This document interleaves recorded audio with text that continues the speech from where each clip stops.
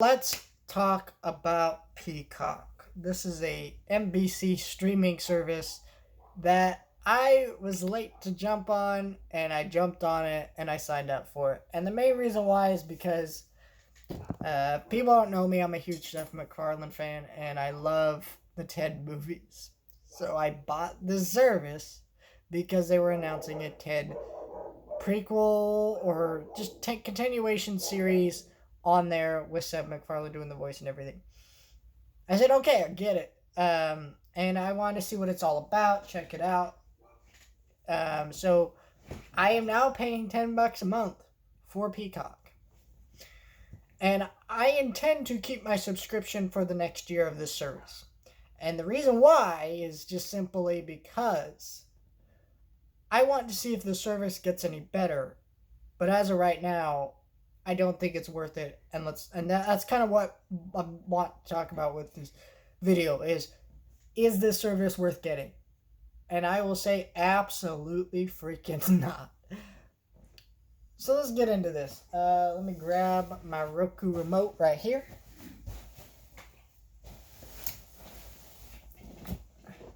So I can enter in my Peacock account and kind of, you're not going to see what I'm showing you, what I'm talking about on my TV screen, but I'll be talking about, And so there's two things that this service is very known for. First of all, being owned by NBC Universal.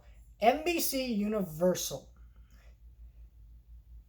has a logo of a peacock, and it's always been a peacock. Most people don't know that, and they called it Peacock. This is a terrible name for their service. It's been heavily joked about over and over again. The second thing the service is known for is The Office. Now, The Office is actually really neat on the service, and why I say that, it's because The Office is interesting because, well, yes, it was on Netflix, and yes, they removed it off of Netflix. But the versions you're watching on their service are not the same. They're actually longer episodes called the fan cut editions. And that's really interesting, and I really like that.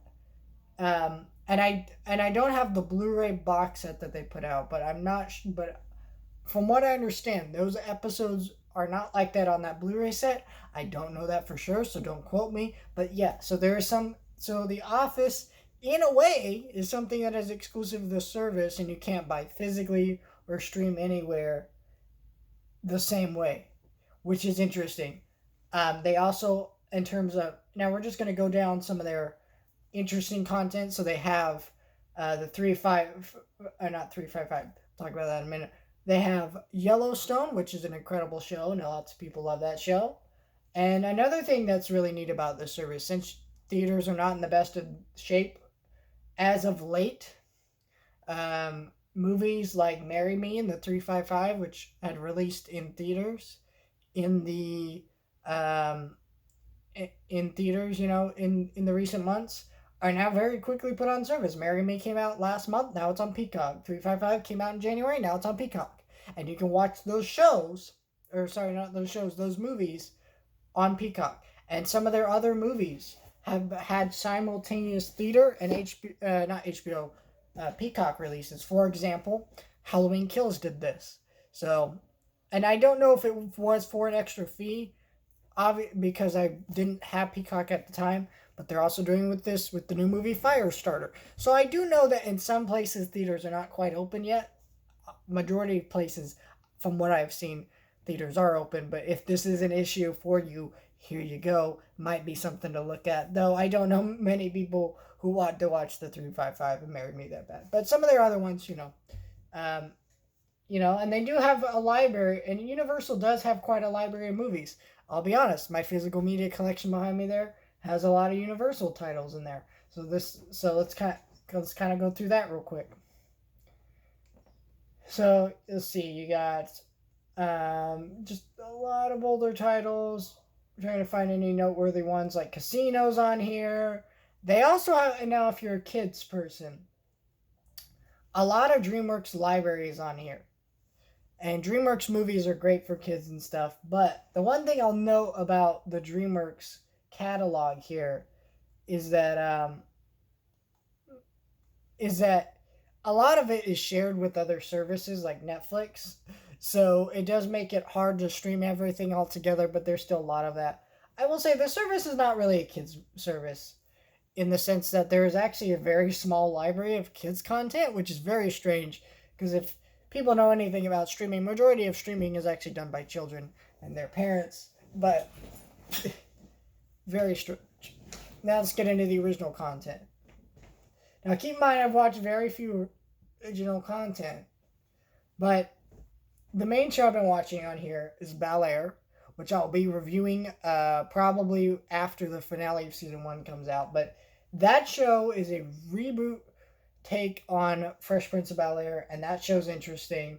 They have MacGruber, which is a series continuation of like the movie MacGruber, which is also on Peacock, which I've never seen, but yeah, I'll check that out eventually. They got a reboot of Punky Brewster, which I don't know, but yeah, that's kind of like their original library is very small, and a lot of their content. I'm not even naming all of it. I'm just trying to name the ones that come to my mind. A lot of them are very weak and not very strong shows. Bel Air is a good show, and that's why I'm going to be reviewing it when it finishes airing. But it's not worth getting for worth getting the service just for that show because once season 1 wraps up, what are you watching? And then now let's also talk about a really neat feature. WWE and sports are very heavily featured on this service. So if you're a big WWE fan, it is definitely worth getting for that stuff. I know people who love wrestling, and that's the only reason they have this service. And I think that's fair. So let me talk about pricing of this service for a minute. So if you don't pay for the premium version, which I pay for, which is $10 a month, you are paying for version that has ads, not just ads, but you don't get access to all the content on the service. So it's gonna be about $5 to $7 a month, somewhere in there. I didn't check the exact pricing, but you can look all that up. But yeah, that pricing is fair. It's standard streaming service pricing, but this service has a lot to work on before I say it's worth getting.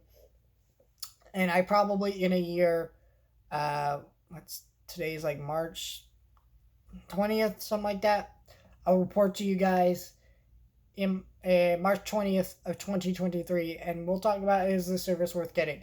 I don't think it will be though, because this service is very,